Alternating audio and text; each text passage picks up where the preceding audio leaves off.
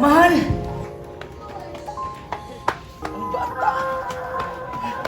Mahal!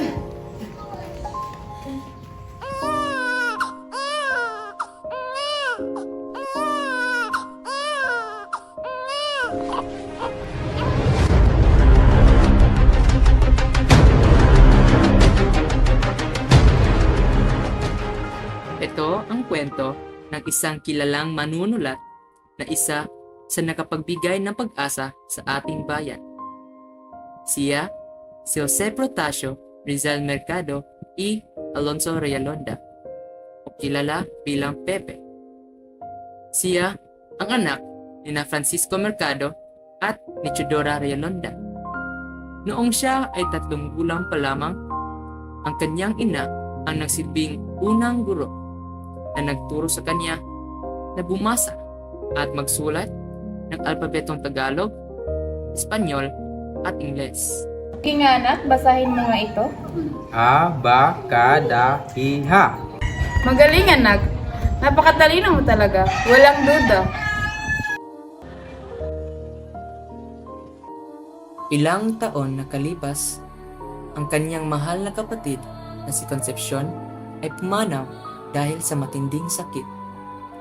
Dito, si Rizal unang nakaramdam na matinding kalungkutan sa kanyang buhay.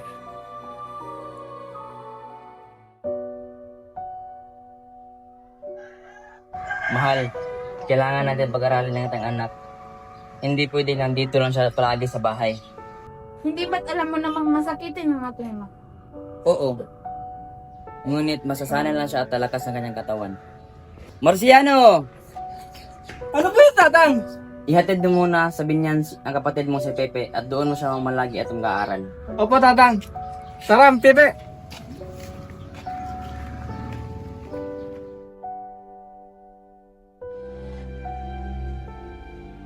Sa binyan ay naranasan niya ang mga bagay na hindi niya sadyang nararanasan sa kanyang tahanan. Kabilang narito ang pananakit sa mga estudyanteng may kasalanan o may ginawang hindi tama sa mga mata ng mga guro.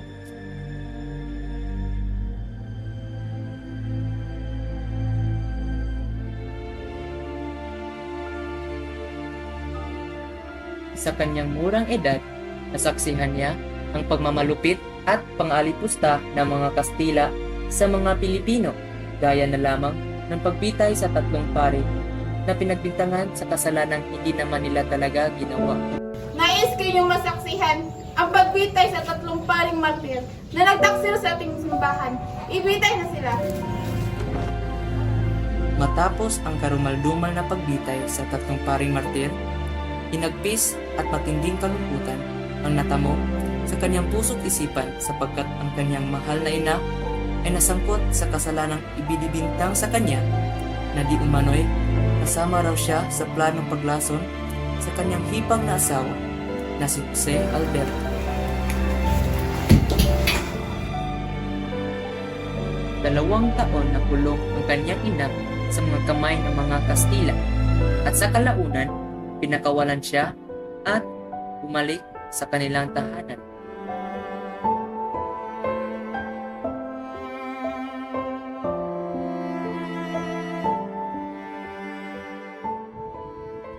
Noong siya'y nasa 16 na taong gulang, nadama ni Rizal ang kanyang unang pag-ibig sa dalagang nangangalang si Gunda Katigbak na nagpatibok sa kanyang puso.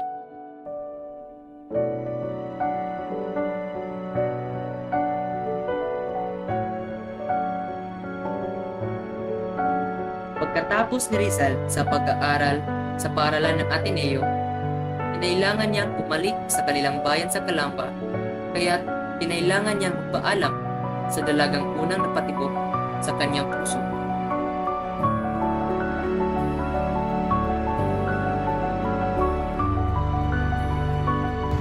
Kumusta, Jose? Gusto ko sana magpaalam na ako'y uwi sa aming tahanan at maaaring hindi na tayo magkikita. Ako man ay uuwi na rin sa aming bayan sa lipas. Ganun ba? Di ba dadaraan kayo sa Calamba? Maaaring magkikita tayo muli. Paalam, si Gunda.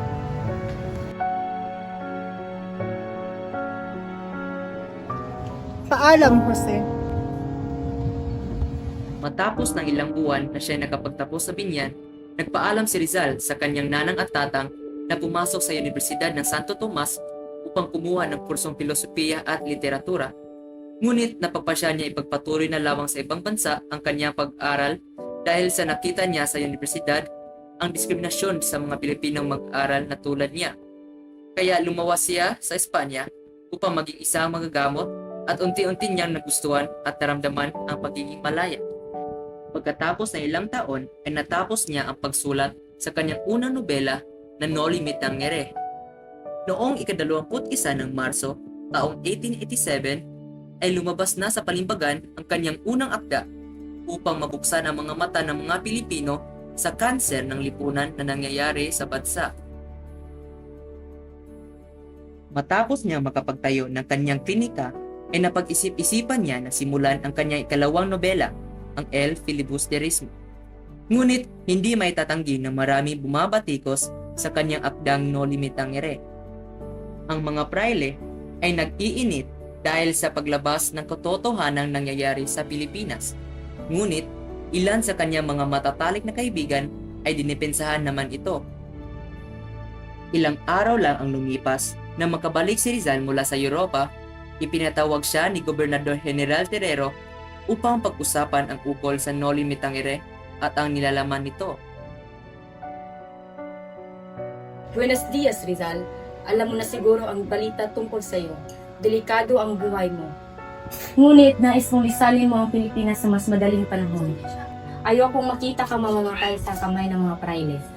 Ngunit, wala akong nakitang masama sa aking iniliban. Ako rin, wala akong nakikita sa mga isinulat mo. Sadyang mainit lamang ang mata nila sa iyo. Kung ako sa iyong pwesto, lilisan ako sa mas madaling panahon. Fidel Peña Vendetta. Gracias.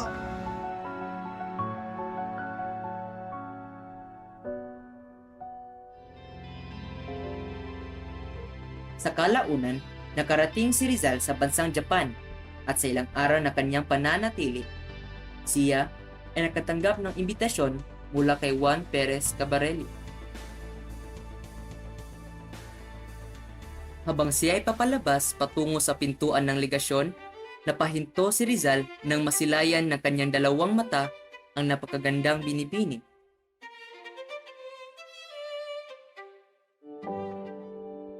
Ngunit, noong Abril 1888, ay nilisan ni Rizal ang bansang Japan. Kahit alam niya na nasaktan ang kanyang pinakamamahal na si Osisan, ay kailangan niyang ipagpatuloy ang kanyang paglalakbay at misyong palayain ang bansang Pilipinas. Paano na ang ating kinabukasan? Paano na ang ating mga pangarap? Patawad, Sisan. Ako ay magpapaalam. Ako ay lilisan sa ating bayan.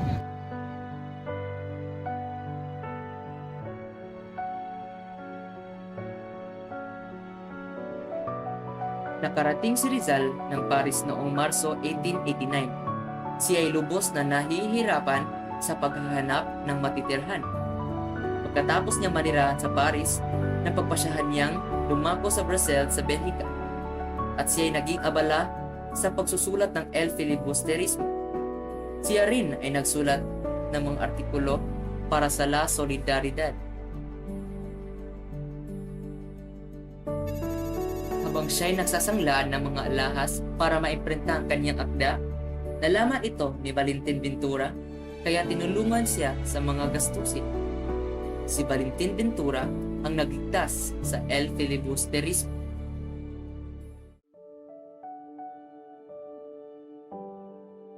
Ika-18 ng Setyembre taong 1891, natapos ni Rizal ang publikasyon ng El Filibusterismo. Una sa lahat, gusto kong pasalamatan kayo sa pagdayo sa pulong na ito. Ngunit ano nga ba yung nais? Bakit ka nagpatawag ng pagpupulong na ito?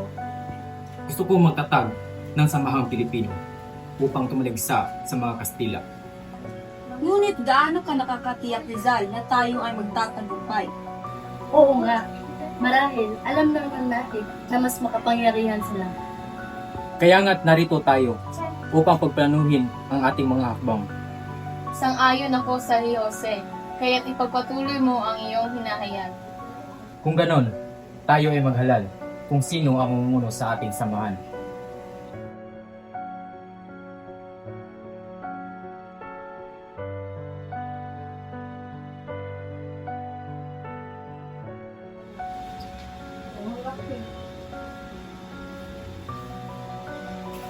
Good day, Dr. Rizal. I am Josephine. I would like to inquire about the health of my stepmother. Okay, let me check first.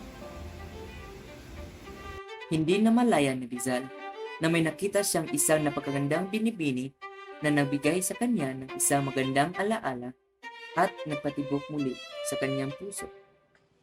Hindi nagtagal ay nahulog ang kanilang loob sa isa't isa. Naging matamis ang pagsasama ni na Josephine at Rizal. Sila'y nagnais na magpakasal, ngunit hindi sila pinayagan ng bata. Josephine, sa mata ng Diyos, tayo kasal. Jose, tatanggapin kita. Mas pipiliin kong makasama ka habang ikaw.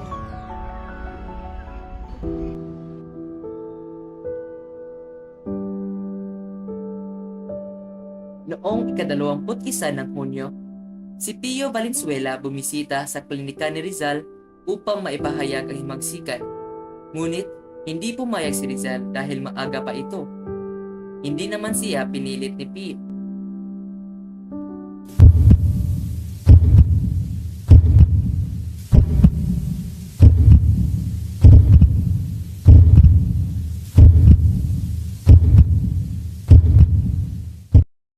Sir Protasio Rizal, inaaresto ka namin sa pagbuo ng legal na samahan at pagsulat at paglabag sa pamahalaan. Saan dapat lang ang makulong dahil siya ang maraming kasalanan sa ating bansa? Hindi ang aking kliyente. Ano sinasabi mo? Sa lahat ng ebidensyang nakalap ng hukumang ito, ikaw Rizal ay napatunayang may sala. So ordered.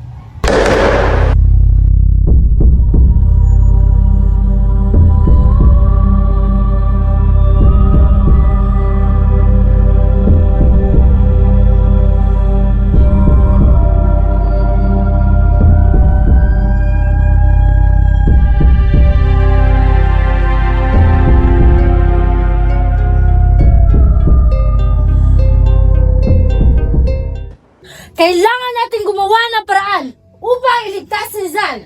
Mabuhay si Rizal! Tumahimik kayo lahat! Tumahimik kayo! Hindi madali ang mga nais nyo. Handa kaming magbuwis ng buhay upang mailigtas lamang si Rizal. Tama na. Tama na. Ako rin. Gusto ko rin iligtas ang aking kapatid. Ngunit, alam kong hindi gusto ni Rizal na may magbuwis buhay para sa kanya. Ang Diyos nang bahala sa kanya. Mahal kong kapatid, may 4 na taon na at kalahati nang hindi tayo nagkikita o nakapag-usap man lamang. At maaaring kailanman ay hindi na magkita. Ngayon, ako'y mamamatay at nararamdaman ko na may iwan ka mag-isa upang pumasan ng lahat ng bigat ng ating kaanak at ng ating mga matatandang magulang. Nagugunita ko ang kalakihan ng iyong hirap upang mabigyan ng isang karera. Hindi ko inaksaya ng aking panahon. Nagmamahal, Pepe.